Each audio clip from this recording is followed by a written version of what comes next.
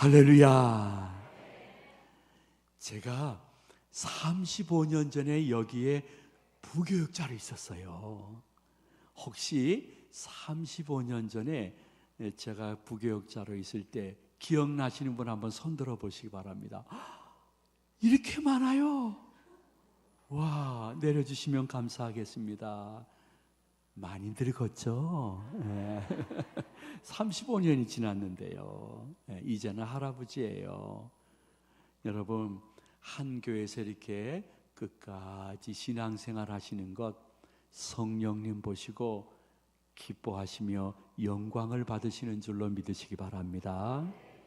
저는 그냥 무슨 부흥사가 아니에요. 인천에 그냥 구도심, 옛도심에서 근근히 목회하는 사람이에요. 여러분 제 얼굴을 보십시오. 얼마나 근근히 목회하는 근심이 가득하고 말이에요. 그것도 부흥사도 아니에요. 여러분 보십시오. 제 얼굴이 지금 불이 떨어질 얼굴처럼 보여요? 아니란 말이에요. 저는 그냥 그 인천 제2교회에서 목회하는 것으로 진짜 만족하고 행복하고 있는데, 여러분의 담임 목사님이 올라오세요, 말씀 전하세요, 말씀을 주어서 그냥 순종, 복종하는 마음으로 올라온 것뿐이에요. 그러므로 무슨 특별한 은혜 받을 생각하지 말고 그냥 평범하게 주일 낮설교 듣는다 하고선 들으시고, 그동안에 좋은 쌀밥 드셨으니까 3일 저녁 보리밥 정식 먹는다 이렇게 생각하면서 그냥 들으시면 될 줄로 믿으시기 바랍니다. 저희들은 이렇게 같이 특별한 모임을 가지면 저희 교회에서는 항상 구호를 외치고 시작합니다. 구호 준비하면 여러분이 손을 들어서 야! 이렇게 하셔야 되는 것입니다. 구호 준비! 우리 교회보다는 조금 소리가 적지만 그래도 첫 번째인데 잘했어요. 구호는 뭐냐면 나가자예요. 나가자. 이번 3일 동안에 나는 나라를 새롭게, 가는 가정을 새롭게, 사는 자신을 새롭게, 이렇게 구호를 외치는 거예요. 끝나면 제가 할렐루야 하면 여러분이 아멘 하면서 그냥 통성기도 하듯이 구호를 하는 거예요. 너무 쉬운 구호니까 한번 해보도록 하겠습니다. 구호 준비! 야! 나라를 새롭게, 가정을 새롭게, 자신을 새롭게, 할렐루야! 너무 잘하셨어요. 아이고, 여러분이 이렇게 잘하시면 설교가 1시간 내에 끝날 수도 있어요. 그러니까 기대하시면 되겠습니다. 여러분 마음속에 말씀도 받고 은혜도 받아야 되겠지만은 저 더러운, 그리고 하나님의 마음에 이미 참 섭섭하고 그분의 저울에 따라 함량이 부족한 소돔과 고모라에도 의인 10명만 있으면 그 나라, 그 가정, 그 백성을 멸하지 않겠다고 했어요. 그러므로 여러분들이 3일 동안 그러한 마음으로 나라와 가정과 교회와 자신을 위해서 기도하다가 다른 사람은 몰라도 나는 이번 집회 때 진짜 새롭게 변하고 일어나 함께 가는 능력을 받아서 하는 고백을 할 수 있기를 진심으로 축원을 드립니다. 여러분 교회 생활을 하게 되면요, 교회 생활이라는 게 맨 처음에 성천교회에 이렇게 들어와서 보면요, 세상 사람들하고 다르구나, 천사들이 모인 것 같다, 참 주일이 기다려져요. 그러다가 이렇게 좀 연수가 지나서 직분도 받고 직책도 받고 교인들하고 같이 주님의 일 봉사하다 보면요, 나도 모르게 오해를 줄 수도 있고 오해를 받을 수도 있어요. 비판을 할 때도 있고 비판을 받을 때도 있어요. 그래서 교회 생활이라는 게요, 연수가 길어지면 하나님과의 관계는 아주 원숙해지는데 사랑과의 관계는 때로는 좀 삐그덕거릴 수도 있어요. 그래서 크게 말하지 못하지만은 가까이서 같이 주님의 일 하면서 서로 마음이 다친 분도 계시고 다쳐지시는 분도 계시고, 올해까지만 하고 난 내년엔 잠시 좀 쉴 거야 하시는 분들이, 지금 웃는 분들은 한두 번씩 다 생각한 분들이에요. 그만큼 이게 인간관계가 쉬운 게 아니에요. 그래서 여러분이 지금 믿고 있는 이 신앙의 길이 넓은 길, 넓은 문이라고 교회의 머리 되시는 예수님이 말씀하지 않았어요. 여러분, 좁은 길, 좁은 문 들어왔지만은 끝까지 내 믿음 지키고 교회에 걸림돌 되지 마시고 디딤돌이 되시기를 축복을 드립니다. 모든 게 그렇지만은 저 미국 생활도요, 처음 가보면 천국 같더라도 얼마 지나면 소수민족으로서 얼마나 살기가 힘든지 몰라요. 그래서 어떠한 권사님이 미국 LA에 있는 그 아들 집에 갔는데, 엄마가 왔다고 한 3박 4일 미국을 구경시켜 주는데 진짜 천국 같더래요. 세상에 이러한 곳이 다 있다니. 미세먼지도 없고 초미세먼지도 없고 너무 좋더래요.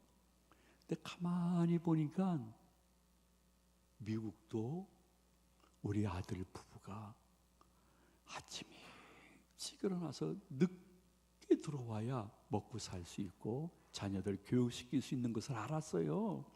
그래서 야야야야, 내가 몇 개월 있는 동안에 너희들 열심히 나가서 돈 벌어라. 야, 집안 청소하고 손주들 학교 보내는 건 내가 좀 돌봐주겠다고.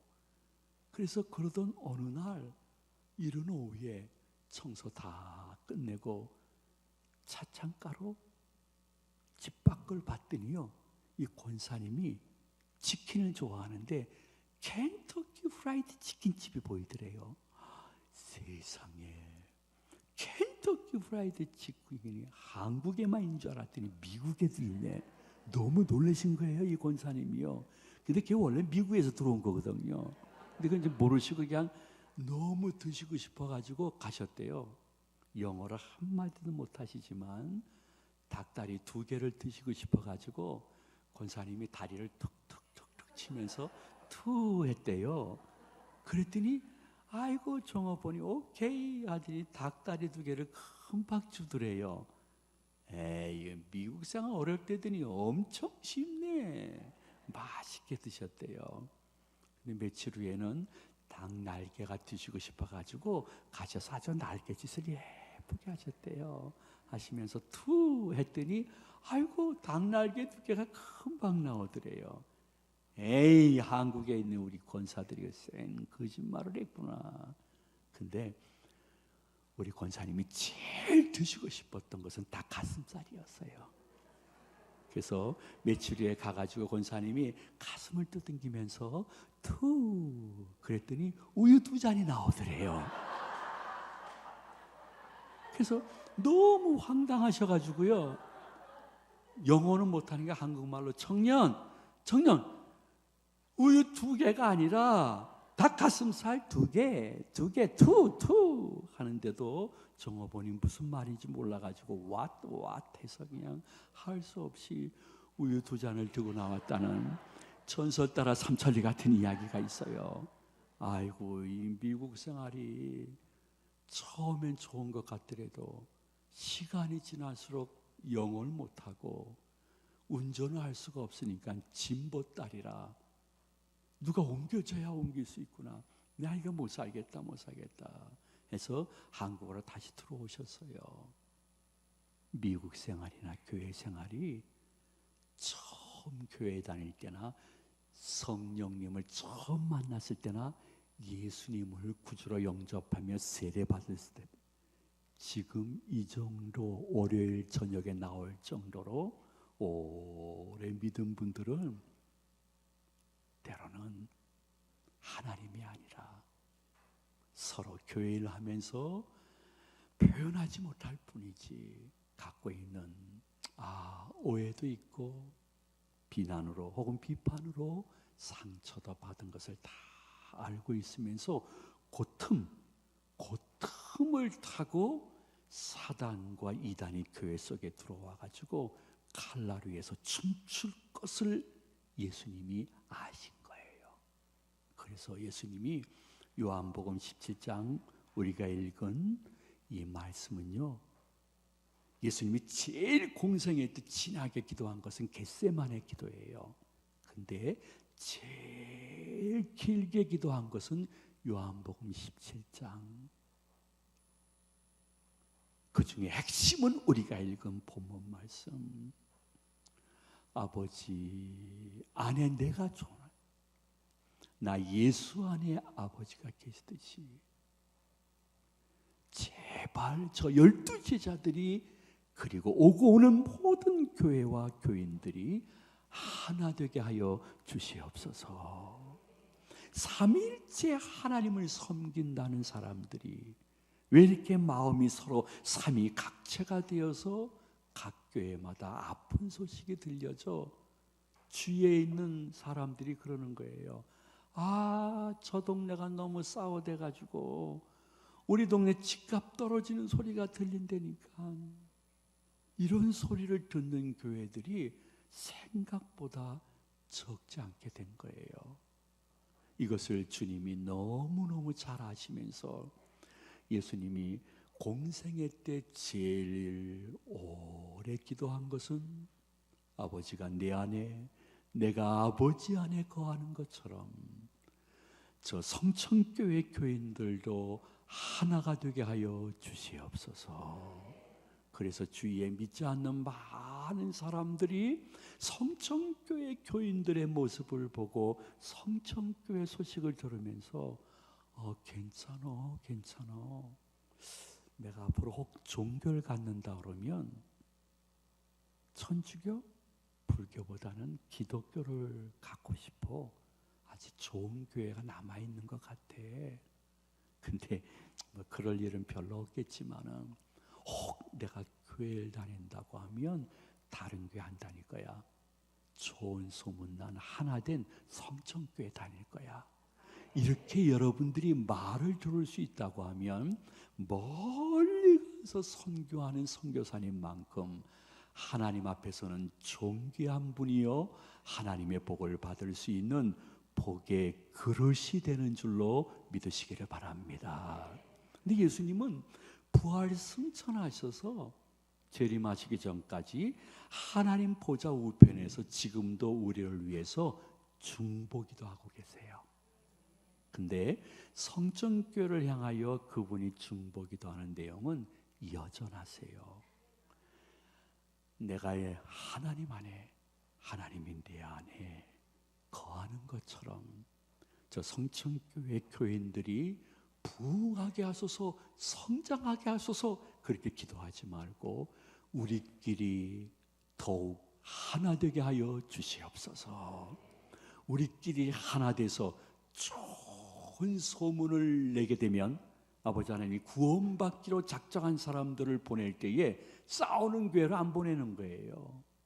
하나 되고 평안한 교회로 새신자 들어와서 이곳에서 성장해서 영적으로 재성장시킬 예수 그리스도의 뜻을 여러분이 기억하시면서 지금까지도 하나 되었지만은 더욱더 하나 되어지는데 여러분들이 선명한 모습을 보이시고 교회를 지키는 파수꾼들이 되시기를 축원을 드립니다. 그러면서 예수님은 항상 제자들하고 시청각 교육을 하신 거예요. 예수님은 굉장히 높으시고 존귀하시고 영광스러운 하나님의 아들인데도 3년 동안 아주 천하고 때로는 더럽고 이중되고 아주 거짓된 제자들을 책망하지 않고 그들과 이렇게 같이 걸으시고 같이 식사하시고 같이 배고파하시고 같이 우시고 같이 주무신 거예요.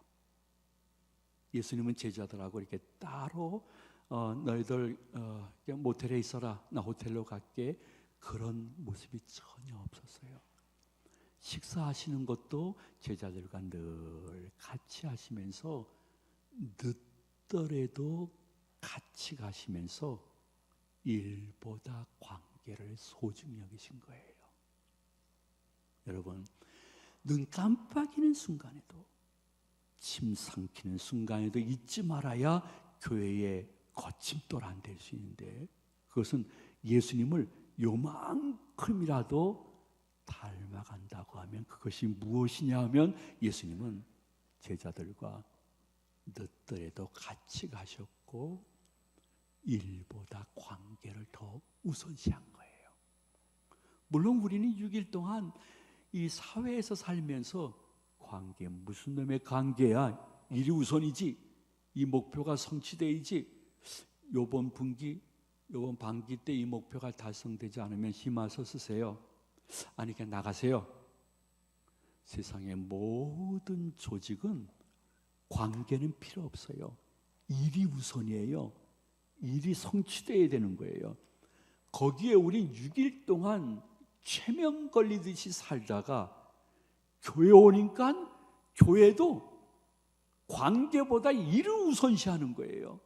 내가 위원장 때, 내가 부위원장, 내가 이번 위원 때, 회계 때 혹은 회장 때, 내가 구역장 때 일 꼭 하고 말 거야 해가지고 우리들의 관계는 생각하지도 않고 자기가 설정한 목표가 하나님의 뜻이냐 막 앞장서서 늦더라도 같이 가지 않으니까 그러한 분들 때문에 교회에서 상처받는 분들이 점점 많아지는 거예요.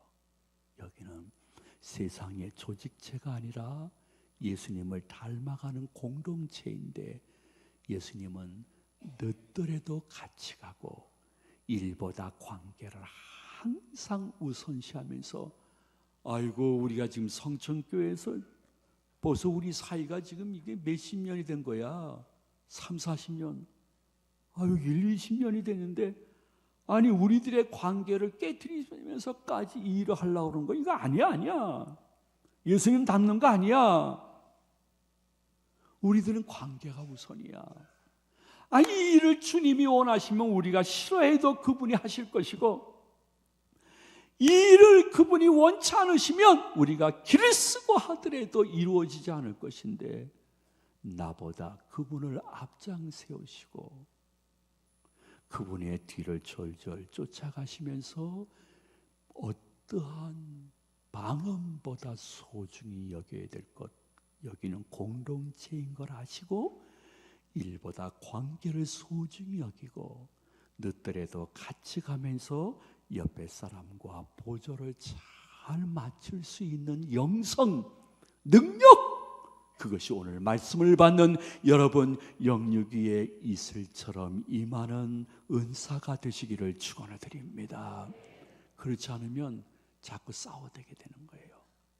싸워대면 싸우는 당사자만 아픔을 당하는 것이 아니라 교회는 너와 우리까지 다 아픔을 당하는 거예요. 어느 날 도로변에서 세상에 참기름하고 김밥이 싸웠대요. 대판 싸웠대요. 그래 경찰까지 다 동원이 됐대요. 이 김밥이 경찰서에 들어가서 조서를 다 꾸몄대요. 왜냐하면 참기름이 고소했기 때문이래요. 근데 얼마 지난 후에 이 참기름도 경찰서에 가서 또 다 조서 꾸몄대요. 왠 줄 알아요? 김밥이 다 터뜨렸기 때문이래요. 근데 참기름하고 김밥이 싸워대는데 싸움에 끼어들지 않고 주위에서 구경했던 꽈배기도 경찰서에 갔대요. 일이 꼬여가지고 들어갔대요. 달걀도 들어갔대요. 후라이 쳐서 들어갔대요. 초도 들어갔대요. 초 쳐서 들어갔대요.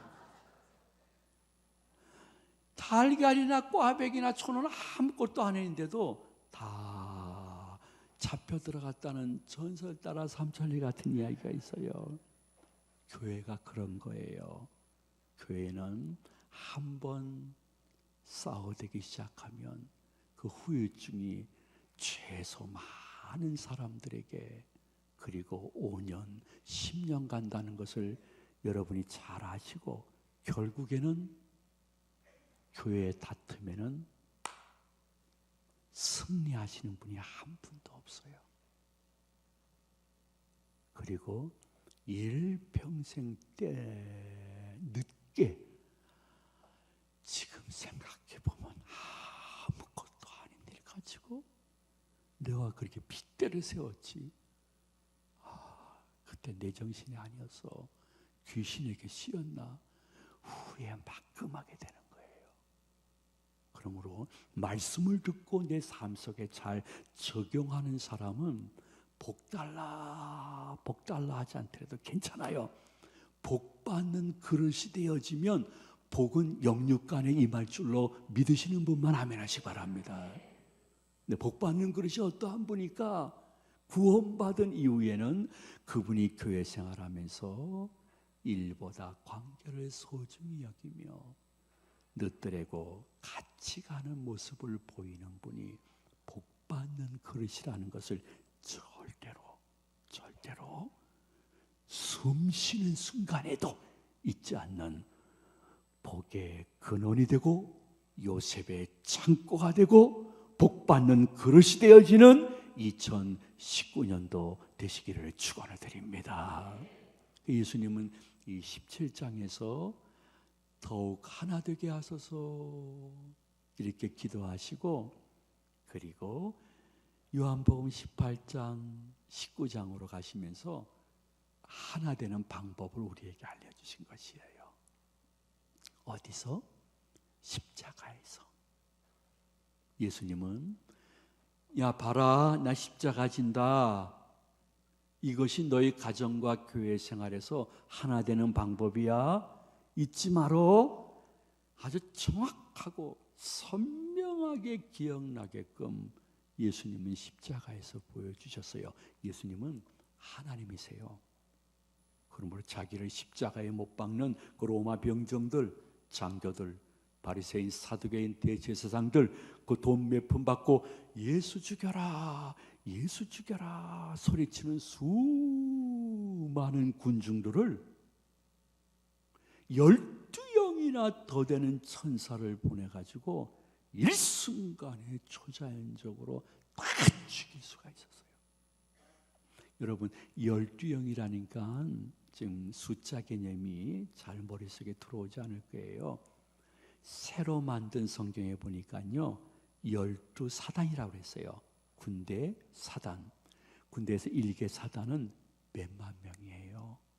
그러므로 12영이라는 것은 예수님이 말씀 한마디만 하시게 되면 수십만 명의 천사를 동원해 가지고 자기를 십자가에 못 박는 그 수많은 사람들을 초자연적인 방법으로 딱 일시에 죽여버리고 십자가에서 내려오셔서 봐라, 내가 하나님의 아들이 아니냐 하면서 11 제자를 대동하고 예루살렘 중앙거리를 승전 행진할 수 있는 능력이 계신 분이 누구냐? 예수님이시란 말이에요.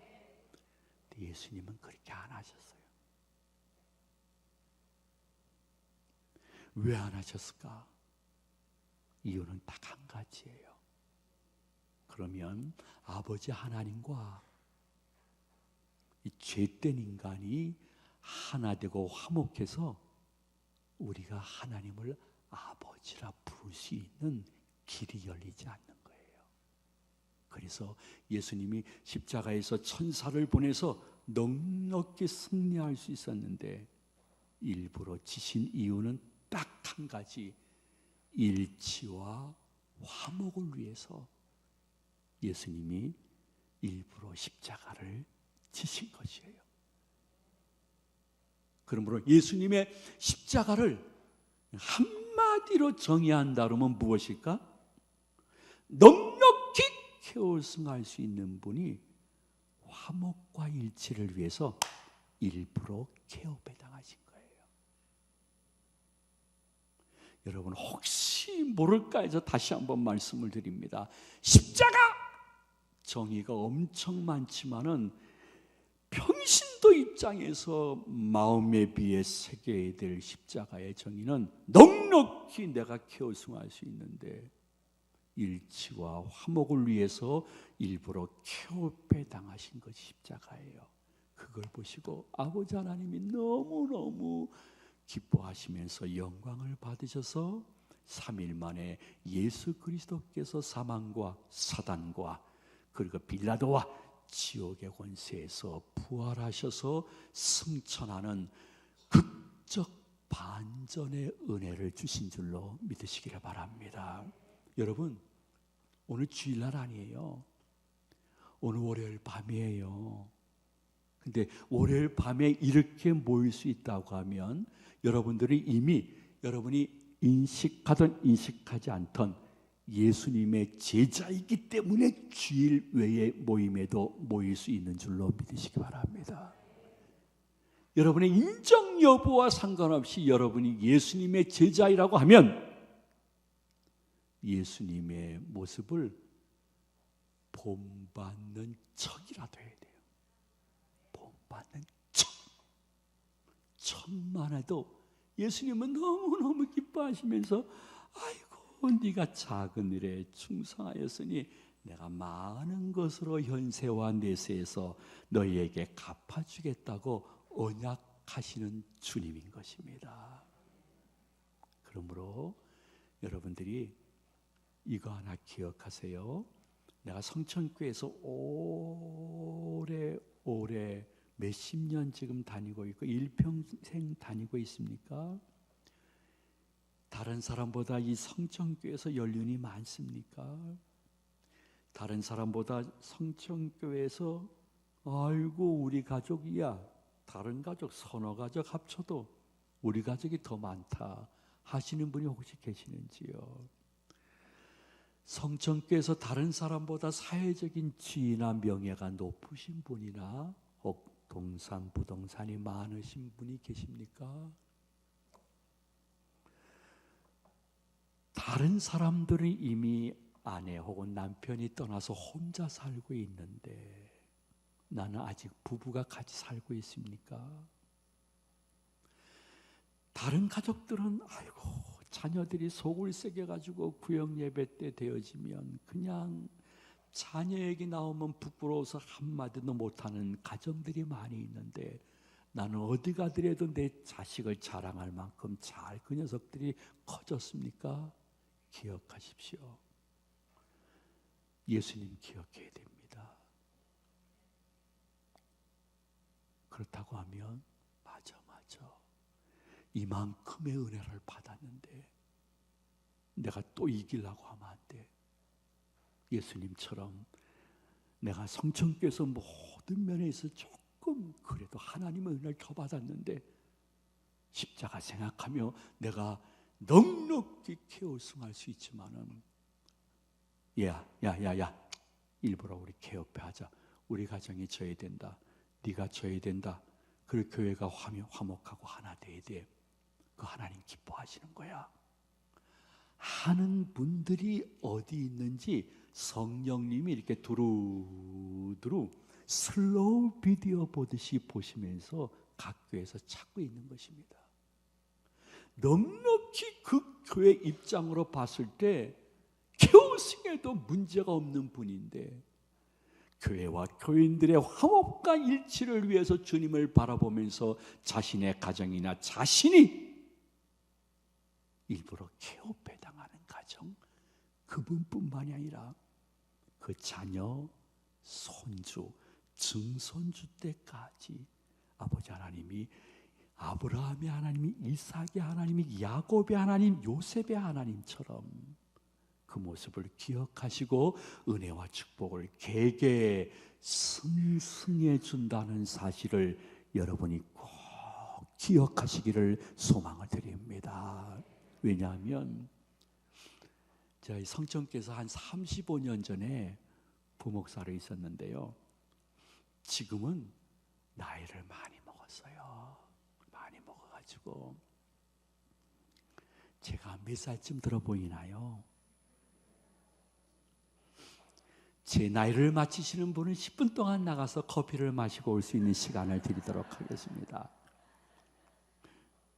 저는 이제 제가 지금 섬기고 있는 인천 제2교회에서 태어났어요. 인천에서 두 번째로 세워진 장로교회라고 해서 인천 제2교회 이렇게 했어요. 거기서 아주 어린아이로 태어나서 거기서 유아 세례를 받았어요. 그리고 거기서 27년 동안 일반 대학 나올 때까지 거기서 교인으로 있었어요. 근데 주의 종으로서의 소명과 사명이 오는데 그거는 거부할 수가 없는 거예요. 그래서 꼼짝 못하고 내 헌신하고 바치겠습니다 하고 아이고 신학대학원 가가지고 저 해화동에 있는 해성교회라고 있어요. 거기서 첫 번째 이제 목회를 했어요. 두 번째 목회가 우리 성천교회에서 목회를 했어요. 그러다가 제가 성장한 인천 제2교회 담임 목사님이 전화를 하신 거예요. 긴 전화인데 한마디로 요약하면 이거예요. 이 목사는 은혜를 인천에서 받고 왜 서울서 목회하나? 인천으로 내려오게나? 그러는 거예요. 인천 어느 교회로요? 어느 교회나? 다른 교회로 내려와야지. 나는 목사님 말씀을 거역한 적이 없는데 이야, 제가 27년 동안 교인으로 있던 교회에 교역자로 간다는 것은 결정이 쉽지 않더라고요. 근데 이제 제가 신대원 75회 졸업생인데 75회 졸업생끼리 12명이 늘 한 달에 한 번씩 만나서 기도하고 또 목회 정보도 나누는 그러한 모임에 갔어요. 갔는데 목사님 몇 대세요? 85회래요. 그러면 10년 후배세요. 옛날 같으면 저 신학교 뒤에 화장실 근처에 와서 얻어맞아야 될 군번이에요. 근데 지금은 아주 귀한 교회 담임 목사님이세요. 85회도 엄청 대선배입니다. 왜냐하면 지금 103회인가 104회인가 그래요. 종신신대원이요. 큰 선배님이십니다. 근데 75회끼리 이렇게 모여가지고 기도 제목 나누는데 야, 나 큰일 났다. 왜? 내가 자란 인천 제2교회 부목사로 오라고 하는데 그 교회 교인들이 내 꼬락서니를 다 알거든. 내가 어떻게 거기에 갈 수 있을지 아직 담임 목사님께 대답을 못했다고 하니까 세상에 나머지 11명 친구들이 이구동성을 하는 얘기가 무엇이냐면 예수님도 고향에 안 갔는데 네가 왜 가냐 이게요. 그거는 예수님을 약 올리는 거라는 거예요. 그러면서 가지 말라고. 한 일주일 동안 전화 안 하면 어르신이 아실 거야. 이야, 그 소리가 성령의 음성처럼 들렸어요. 아멘, 아멘 하고 이제 들어왔는데 솔직한 얘기로 2, 3일도 고민 안 했어요. 더 이상. 왜냐하면 저는 이제 장로님의 아들이었어요. 저희 장로님이신 아버님은 늘 하시는 말씀이 담임 목사님 말씀은 네가 이해 안 되더라도 꼭 순종해야 된다 하고 이제 명절 때가 되면 선물을 가끔 제 손에 쥐어줘요. 네가 가서 목사님께 명절 선물 드립니다. 부모님이 드린 겁니다. 꼭 한번 기도해 주세요. 이렇게 얘기해라. 기도해 주세요. 하면 이제 기도받고 나오고 그랬어요. 그러니까 아버님 생각 늘 마음속에 목회에 지침이기 때문에 맞아. 고민하자 하고 제2교회로 내려갔어요. 내려가가지고 그 당시엔 부목사님이 담임이 못 된다 그런 법이 없었어요. 부목사 6년. 아이고, 담임 목사가 지금 몇 년이에요? 하도 길어서 난 모르겠어요. 담임 목사 한 한 5년 이상 했을 거예요. 한 32년을 그 교회에 있는 거예요. 여러분 생각해 보세요. 세상에 태어나가지고 한 교회에서 27년으로 교인으로 있고 또 목사님으로 그 교회에서 32년을 있으니까 27년, 32년, 요새 계산이 잘 안 돼요. 미안해요. 59년을 그 교회에 있는 거예요, 제가. 그래서 인천노예라고 목사 장로님들이 모여가지고 회의하는 데 가게 되면요, 제가 조금 늦게 들어가면 저 뒤에 앉았던 젊은 목사님들이 뭐라고 하는 줄 알아요? 소곤소곤 대면서 그러는 거예요. 저기 제2교회 귀신 들어간다. 귀신. 저보러 제2교회 귀신이래요. 맞죠? 한 교회에 59년 있는 사람이 어디 있겠어요? 그러면 제 나이가 몇 살쯤 넉넉히 할 것 같은데 59세는 넘어서요. 이제 한번 맞춰보세요. 대강이라도. 70세는 아니에요. 66세 아니에요. 비슷한데 62 아니에요. 60몇? 지금 누구예요? 67이라고 하신 분 손 들어봐요. 67 어디 앞에 계셨어요? 근데 어떤 어린아이가 67 그랬는데 어린아이 없었어요? 어디? 앞으로 나와요. 나 분명히 들어서 67 이러는 거 들었어요. 나와요.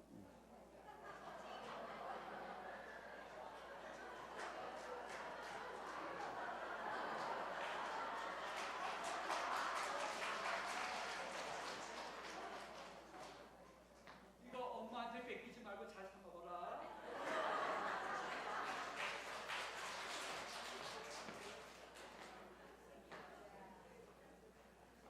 어떻게 내 나이를 다 맞추고 야, 앞으로 목사 되겠다. 야, 아이고야.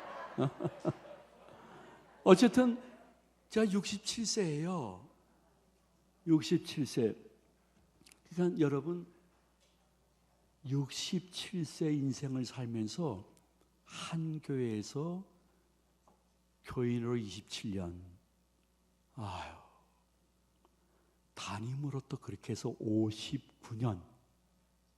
한 교회에서 교인과 목사로 59년 있는 분은 여러분 거의 보기 힘들어요.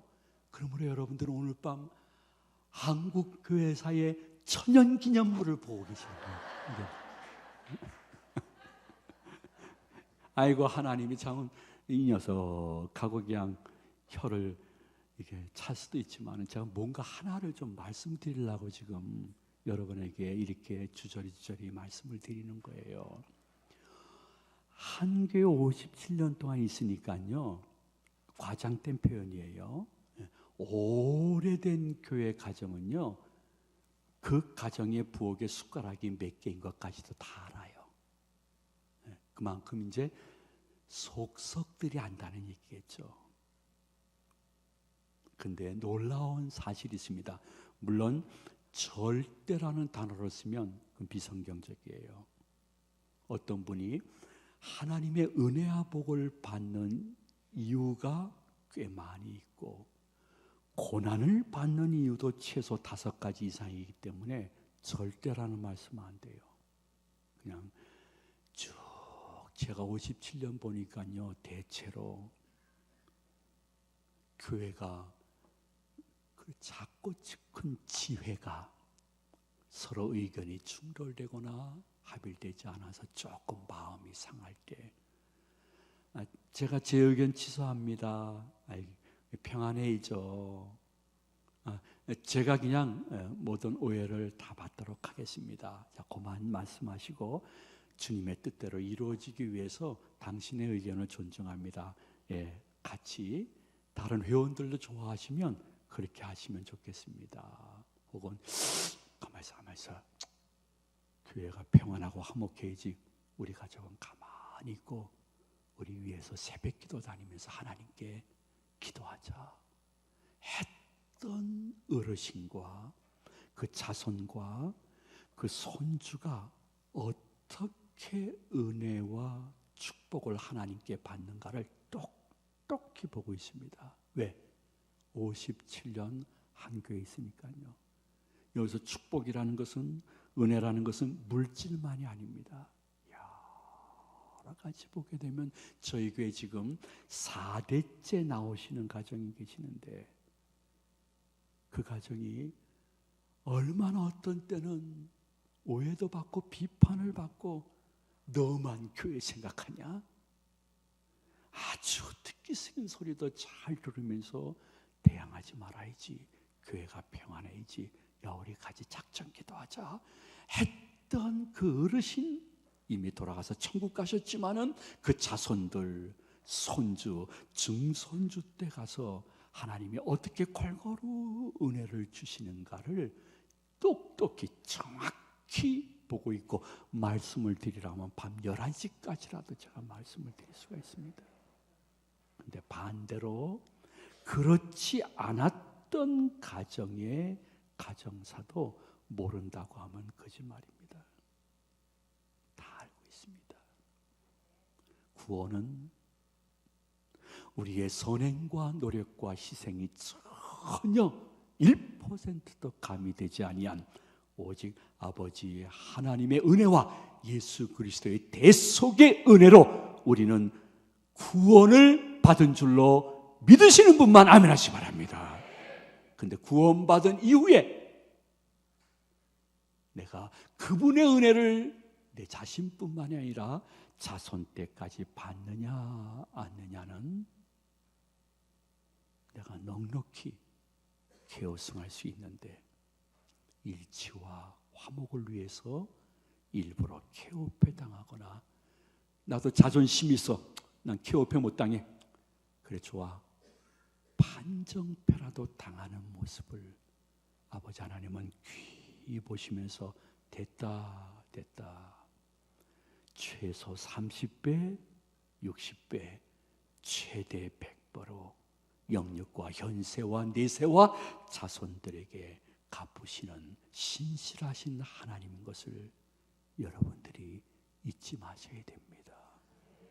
그래서 아버지 하나님 복 주세요, 복 주세요, 그러한 기도보다는 복 받는 그릇이 되기 위해서 내가 믿음의 주여 온전케 하시는 이인 예수님의 십자가를 바라보며 올해도 한두 번쯤 일부러 케오페, 판정패 당해서 그것이 내가 기도하지 않았던 기도 제목까지 응답되어지는 축복의 통로라는 것을 경험하고 간증하고 그것을 전도의 자료로 삼을 수 있는 성천의 모든 가족이 되시기를 축원해 드립니다. 근데 어느 교회나 보게 되면 다 그럼에도 불구하고 백설공주들이 있어요. 저희 교회도 백설공주가 있으니까 성천교회도 혹시 계실지 모르겠습니다. 백설공주라는 것은 너무 심각한 표정으로 듣지 마세요. 요새 젊은이들은 긴 말을 줄여서 하는 게 유행이에요. 그래서 백설공주라는 뜻은 백방으로 설치며 돌아다니는 공포의 주둥아리를 이야기하는 거예요. 이 백방으로 설치며 돌아다니는 공포의 주둥아리 백설공주가 저희 교회도 계시니까 혹시 여기 계시는지는 모르겠습니다. 서로 쳐다보지 말고 저 쳐다봐요. 근데 백설공주들의 특징은 무엇이냐면 거의 다 선구자예요. 선구자도 너무 심각한 표정으로 듣지 마시면 좋겠습니다.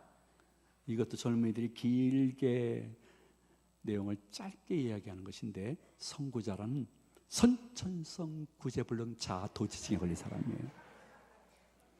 선천성 구제불능 자아도지증에 걸린 선구자들은 얘기하면 자기는 항상 의로워요. 자신은 잘못한 게 없어요. 근데 다른 사람과 심지어 교회나 교회의 목회적인 흐름이나 그리고 교회 부서, 우리 부서의 흐름에 대해서도 항상 부정적이에요. 염세적이에요. 다 해봤다고 이야기를 해요. 그거 다 해본 거예요. 뭘 또 이렇게 신기한 거 아니에요? 우리 임원 때 다 해본 거예요. 안 돼요. 안 돼요. 하면서 계속해서 안 된다는 이야기를 하면서 특히 교회의 담임 목사님이나 사모님 혹은 장로님들에 대해서 비난 비판을 많이 하는데 자기는 항상 선구자 의로운 척해요. 둘 중 안에 하나예요. 첫 번째는 백설공주든지 두 번째는 교회에 가만히 들어온 이단 사이비의 끈아풀일 수가 있어요.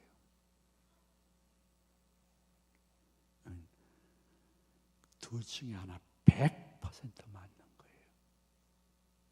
여러분, 내가 말할 수 있는 은혜를 받았는데 이 말을 할 때에 여러분들 할 수 있으면 평강을 빌고 축복하고 이해하고 칭찬하고 덮어주고 용서하는 말을 하면서 살더라도 짧은 교회 생활이라는 걸 알아야 되는 것이에요. 예수님은 그래가지고 야야 제자들아 너희들 전 돌아가는데 12명이든 70명이든 혼자 가지 말아라. 아유 요새 너무너무 세상이 무서워. 테러가 많어. 두씩 가는데 어느 집을 들어가든 누구를 만나든지 진정한 제자는 선입관이 없어야 되는 거야. 그냥 무조건 내 이름으로 샬롬 하고 평강을 빌라고 이야기했어요. 샬롬이 히브리어인데 한국말로도 얼마나 의미가 좋은지 몰라요. 한번 깊게 묵상하며 들어보시기 바랍니다. 살롬, 살롬. 이해가 안 되시는 분은 댁에 가서 화장실에서 연구해 보시기 바랍니다. 살롬. 우리는 예수 그리스도 안에서 영원히 살롬입니다. 남자가 살롬이면 여자는 무엇입니까? 말하지 말아야 됩니다. 어쨌든 히브리어든 한국말이든 샬롬이 참 좋은 의미가 있는 거예요. 여러분 생각해 보세요. 예수님이 제일 외롭고 고통스럽고 죽음의 그림자가 보이는 십자가상에 세상에 남자 제자들은 한 명도 남아있지 않았어요. 심지어 통칭 수제자라는 베드로까지 남아있지 않았어요. 다 도망갔어요. 치사한 사람들이에요. 배반자예요. 그런데 예수님이 부활하셔서 바닷가에서 드디어 베드로를 만나셨습니다. 철천지 왼수 같은 녀석이었습니다. 심지어는 한 계집종 앞에서 너무 부끄럽게 자기 목숨 하나 살겠다고, 우리나라식으로 얘기하면 내가 예수를 알면 내 손에 장을 지진다, 나 진짜 예수와 상관없다고 해서 도망갔던 배반자 베드로를 부활하신 후에 바닷가에서 만났어요. 근데 여러분 같으면 정말 속에 있는 얘기를 다 하셨을 거예요. 혹시 성격이 급한 분들은 막 쌍소리가 나왔을 거예요. 그런데 예수님은 그러한 절대적인 배반자 베드로를 보면서 지금의 폐장병 같은 그 베드로를 보지 않고 얼마 지난 후에 오순절 때 성령을 충만히 받게 되어지면 아이고 저 친구가 나보다 더 넓은 지역에 나보다 더 많은 사람들에게 예수님의 복음을 전할 친구인데 난 지금 베드로의 지금 보지 않아 오순절 성령 받은 이유를 보니까 아유 나는 샬롬 축복하고 싶어 하시면서 그 큰 상황 속에서도 예수님은 베드로야 그 제자들아 너희에게 평강이 있을지어다 이렇게 선포하신 것이에요. 그것이 바로 요한복음 20장 21장에 기록이 되어 있어요. 그러므로 예수님이 우리들에게 가르쳐 주신 너무너무 귀한 것은 우리가 가정에서나 교회에서 말을 할 때에 할 수 있거든 평강을 빌고 축복하고 이해하고 칭찬하고 덮어주고 용서하는 말을 하는 것을 여러분들이 점점 훈련하셔서 여러분의 말이 메아리쳐 많은 사람들에게 선한 영향력을 끼치기를 주님이 간절히 원하고 있다는 사실을 이 시간 절대로 잊지 않는 한 분 중위층의 한 분 되시기를 축원을 드립니다. 왜냐하면 예수님이 12 제자들을 보내시면서 이렇게 말씀하신 거예요. 너희들 저 어느 집이나 누구 만나든지 너희들 이름으로 샬롬 평강이나 축복 빌면 안 되는 거야. 나 예수의 이름으로 빌어야 되는 거야.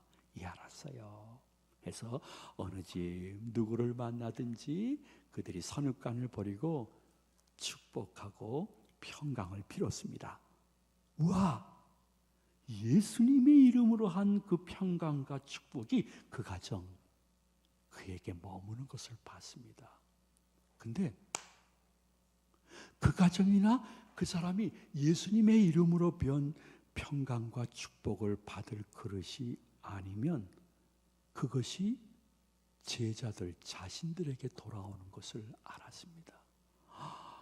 그렇구나. 예수님의 말씀이 맞구나. 여러분 기억하셔야 됩니다. 여러분들도 어떠한 교인, 어떠한 집, 어떠한 관계에 있든지 심히 지금 관계가 안 좋더라도 잊지 마세요. 할 수 있거든 그 가정을 위해서 평강을 빌고 축복하고 이해하고 칭찬하고 용서하고 덮어주는 말을 하게 되면 그 가정에 머물 수도 있고 그 가정이 그러한 가정, 그러한 사람이 아니면 내가 빈 그 모든 것들이 나와 내 가족들에게 온다는 것이 1.1에게도 가감치 못할 주님의 말씀인 줄로 믿으시기 바랍니다. 근데 반대로 한번 생각해 볼까요? 교회에서 떠도는 소문의 약 70%는 다 보태진 거예요. 근데 그걸 모르고 내가 동전이 양면이 있는데 한 면 소식만 듣고 와, 이런 사람이 무슨 교인이야, 집사야 하면서 내가 막 비난했어요. 비판했어요. 근데 그 일은 내 자식하고 직접 연관이 돼 있어가지고 내가 정말 승질을 참지 못해가지고 막 저주 비슷한 말을 했어요. 근데 그 가정이나 그 사람이 그렇게 비난, 비판, 저주를 받을 만한 말이나 행동을 한 적이 없는 거예요.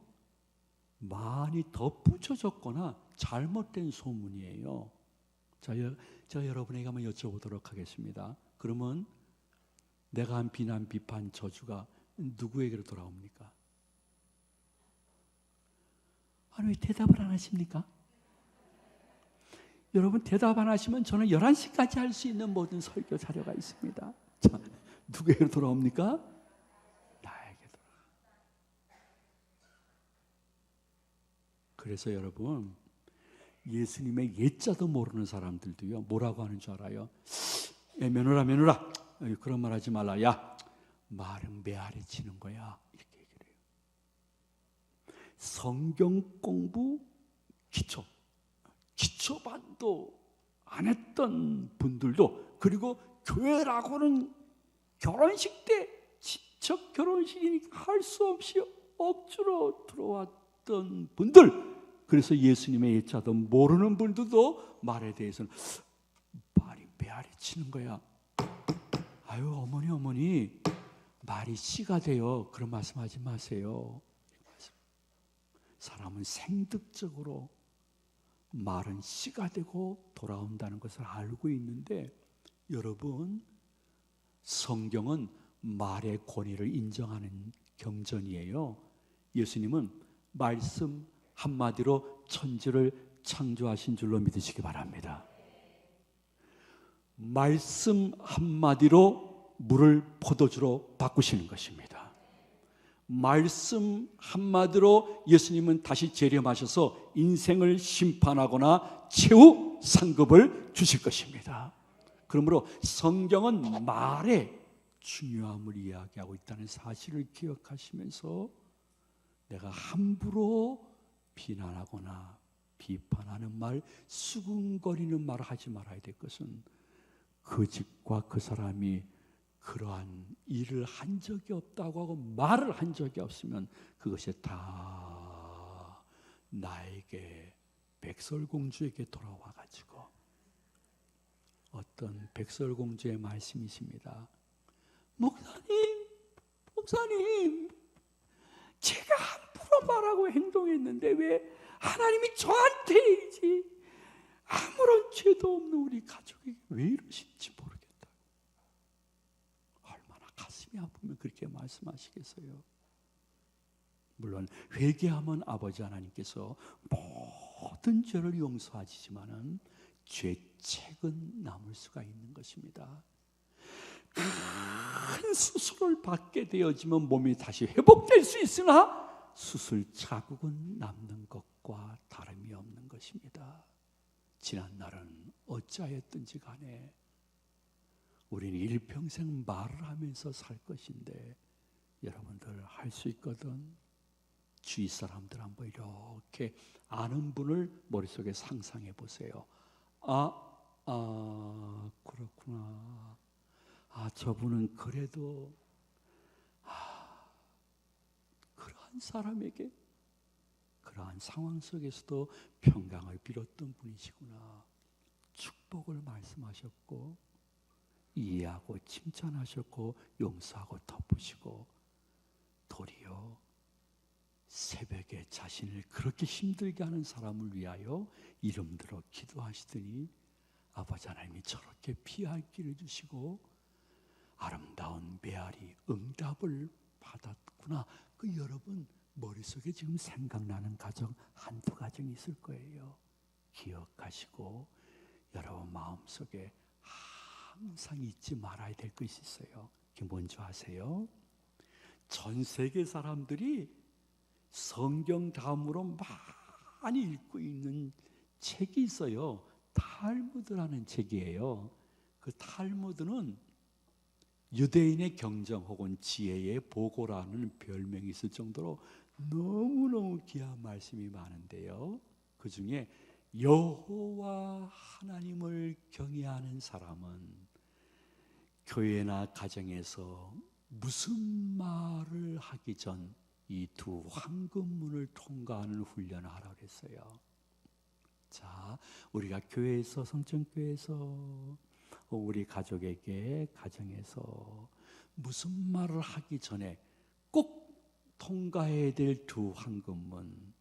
첫째는 꼭 지금 이 말 해야 될까? 두 번째는 이 말에서 우리 교인들에게 혹 우리 가족들에게 유익할까 유익하지 않을까? 이 두 황금문을 통과하는 시간을 가지라는 거예요. 전에는 나는 매년 성질 나면 한 30초 내 배꼽 다 잊어버리는데 저것들은 3년씩이나 기억하고 있다고 말이에요. 그렇게 여러분들이 교회에서 가정에서 얘기했잖아요. 그 좋은 거 아니에요. 나는 30초 내 배꼽 다 잊어버렸지만은 상대방은 3년이 아니라 30년이 지나도 그걸 기억하고 있는 거예요. 그래서 탈무드는 말하기를 그래도 교회 다니는 사람은 좀 달라야 되지 않니? 하나님을 경외하는 사람은 뭔가 좀 달라야 되지 않니? 급히 말하지 마라. 그냥 성령님 지금 제가 말해야 될까요? 이 말에서 유익할까요? 유익하지 않을까요? 이렇게 좀 한 번쯤 한 호흡 묵상하라는 거예요. 한 호흡 정도라도 내가 당회를 하든지 재직회를 하든지 남녀 전도회를 하든지 주일학교 교사 찬양 때 임원회를 하든지 아니면 구역에서 어떠한 모임을 갖든지 내가 내 마음속에 무엇인가 꿈틀거리면서 조금 격노하고자 할 때에 여러분 잊지 마세요. 전에처럼 생각나는 대로 내뱉어봐야 아무런 열매가 없어요. 한 호흡 정도. 지금 제가 꼭 말해야 될까요, 성령님? 이 말에서 우리 교인들, 우리 가족에게 유익할까요? 한 호흡. 여러분 오래 기억나라고 제가 한 호흡을 해보도록 하겠습니다.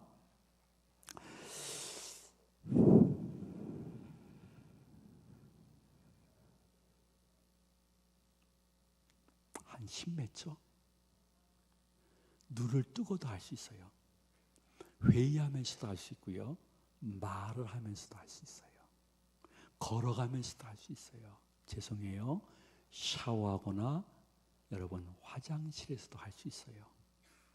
한 호흡 정. 에이 목사님이 뭐 새털같이 많은 나날 속에 한 10여 초가 무슨 인생에 큰 의미가 있습니까? 아니에요. 여러분 중에 교통사고 당해보신 분들은 100% 이해할 거예요. 10몇 초가 아니에요.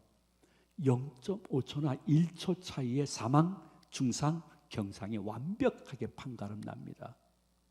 그러므로 10몇 초는 굉장히 중요한 시간인데 여러분이 눈을 뜨고도 할 수 있어요. 남편하고 이야기하면서 아내랑 이야기하면서 김정은도 중2, 중3 때문에 남침을 못할 정도로 무서운 우리들의 자녀들하고 이야기할 때도 여러분이 마음속에 눈을 뜨고 애들과 대화하면서도 할 수 있어요. 주님, 주님, 꼭 지금 얘기해야 될까요? 하면 성령님이 얘기하지 말어. 교회 일은 예수님이 앞서가시면서 다 하는데 너무 나대지 말어. 그분이 다 알아서 합력해서 선을 이룰 거야. 이렇게 성령님이 직접 말씀했다고 하면 그거는 직통계시라 반이단이에요. 지금은 성경 66권이 완성이 됐고 주의 종 하나님의 사자 목사님을 통해서 말씀되어지는 설교로 주님의 음성을 충분히 들을 줄로 믿으시기 바랍니다. 여러분 주위 어떤 사람이 내가 어젯밤에 꿈을 꿨는데 당신하고 손자하고 이번 7월달에 물가에 가지 말라고 음성을 직접 들었다고 하면 에이 예수 점쟁이 같은 것 같으라고. 그때 그 이건영 목사님이 와가지고 그런 음성은 없다 그래서 얘기를 해야 돼요. 근데 그런 직통 계시가 아니라 음성을 직접 주는 것이 아니라 그만 말하지 마라. 여기 회사랑 다른 교회야 교회. 성령님이 다 알아서 하실 테니까 가만히 있어. 하는 음성은 없어도 마음에 느낌은 있을 수가 있어요. 그러면 그래요 성령님 알았어요. 이야 모든 것을 조리 있게 다 준비해 놨는데도 알았어요 성령님 말하지 않을게요 하고 말을 안 했는데 내가 조리 있게 말한 것보다 더 좋은 결과가 났던 것을 추억하는 분이 이 자리에 분명히 있을 것입니다. 왜냐하면 저도 똑같았으니까요. 여러분 생각해 보십시오. 본교에서 태어난 녀석이 목사가 돼서 그 교회를 인도한다는 것은 목사 안수 받은 이후 그 전에 모든 삶을 모르는 교회 가서 하는 것보다 7배나 어려운 것입니다. 그러니까 너무 때로는 힘든 과정을 거치면서 제 젊었을 때 별명이 무엇이었냐면 럭비공이었습니다. 럭비공이 왜 붙었느냐? 우리 목사님은 어디로 튈지 모른다는 것입니다. 그런데 어느 날 제가 다른 교회를 가든지 아니면 하나님 저를 좀 이렇게 좀 통제 좀 시켜주세요. 기도하던 중에 받은 게 무슨 신학책에 나온 거 아니에요. 무슨 경건설교에 나온 거 아니에요. 제가 받은 거예요. 한호흡 묵상기도. 그래서 누구를 만나서 이야기하든지 회의할 때에 써먹어 봤어요. 한 10몇 초라도 눈을 뜨고도 성령님 제가 지금 말해야 될까요? 그렇게 성령님이 느낌을 줘요. 말하는데 저 전번처럼 소리 크게 내고 인상 긁고 얘기하지 마라. 작은 목소리로 웃으면서 이야기해. 웃으면서. 근데 비웃음은 상대방에게 좋지 않은 거야.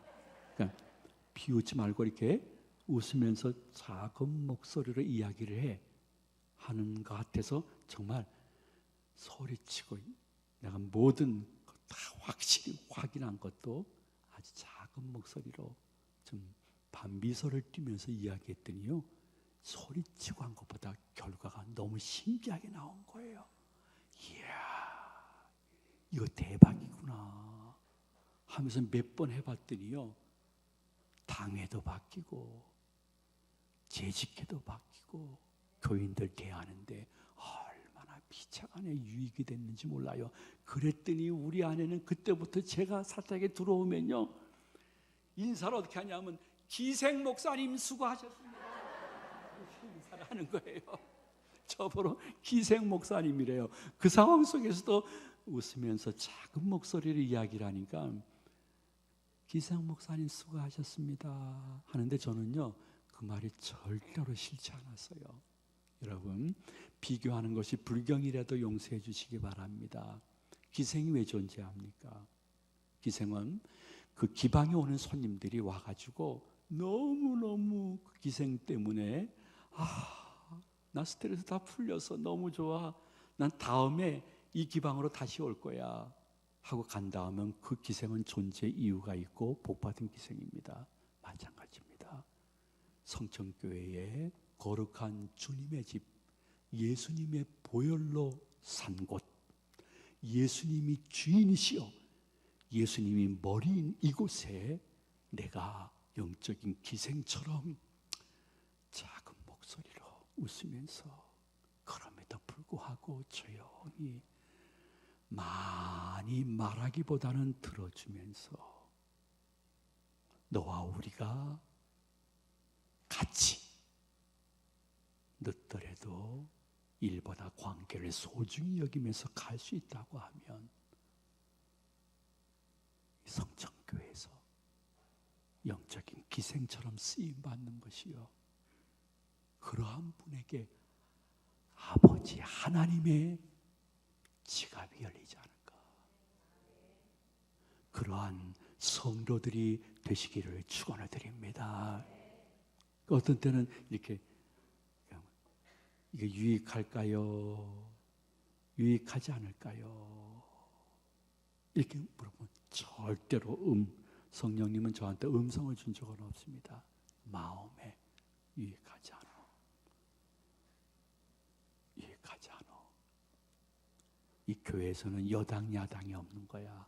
여긴 예수당만 있는 곳이야. 그러지 말어. 그리고 너한테 좀 섭섭하게 하는 사람에게 더 잘해주는 것이 결국은 비차간에 유익한 거야. 이렇게 느낌으로 말씀을 주어서 그것을 실천했더니 전혀 예상치 못했던 은혜를 받았던 때를 기억합니다. 그때부터 저는 한호흡 묵상 기도를 저의 삶에 아주 은혜로 잘 활용했습니다. 그렇다고 또 여러분 오늘서부터 교회나 가정에서 이 누구하고 이야기하다가 또 남편이랑 이야기하다가 이렇게 하면 뺨 맞을 수 있어요. 제가 그렇게 하라는 것이 아니라 눈을 뜨고라도 이야기를 하면서라도 넉넉히 한 10여 초 성령님께 두 가지를 여쭤볼 수 있는 훈련, 이것만 잘하게 되면 작년보다 올해가 더욱더 구름에 달 가듯이 교회 생활과 가정 생활을 하는 은혜를 누리고, 와 말씀이 생명력이구나, 능력이 있구나, 내가 적용했더니 그대로 역사하는 것이 아니라 더 역사하시는구나 하고 감사 간증할 수 있는 여러분 모두가 되시고, 이 모두 가운데 한 사람 한 사람이 되시기를 축원을 드립니다. 한 시간이 되었습니다. 저 시계 맞아요? 아이고, 제가 보기에는 인천시계보다 서울시계가 조금 빨리 가는 듯한 느낌이 좀 있는데 어쨌든 1시간이 지났습니다. 끝나야 됩니다. 끝나야지 빨리 이제 여러분 가셔서 9시 뉴스도 보고 여러분 가운데 월화 드라마 뭐 보는지 제가 다 압니다. 그거 다 보셔야 되기 때문에 여러분 절대로 여러분은 무시하는 것이 아니라 한 번쯤 요약은 필요하다고 생각합니다. 교회 생활은 은혜 받았을 때 그 처음보다 연수가 더 깊어지고 많아질수록 하나님과의 관계는 원숙해지는데 어느 사람과의 관계는 더 어그러질 수 있습니다. 그거를 예수님이 하시고 마지막 기도를 저들이 하나 되어야 되지 않을까요? 기도하시면서 예수님은 자신의 공생의 삶으로 늦더라도 같이 가며 일보다 관계를 소중히 여기는 것을 절대로 흔들리지 않았습니다. 그러면서 동시에 예수님은 18장, 19장으로 넘어가면서 십자가를 통해서 내가 이제 성전교회에서 다른 분보다 조금 괜찮은데 하면서 마음속에 그래 내가 또 개우승하면 안 되지. 야야야야 우리 가정이 개업배당하자. 그리고 교회가 화목하고 일치하면 그게 하나님의 뜻이야.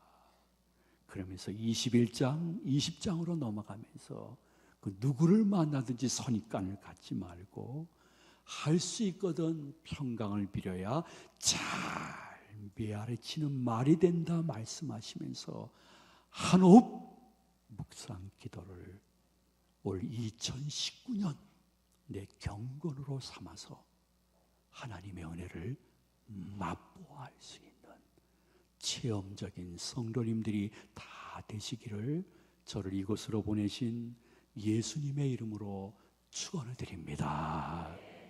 축복합니다.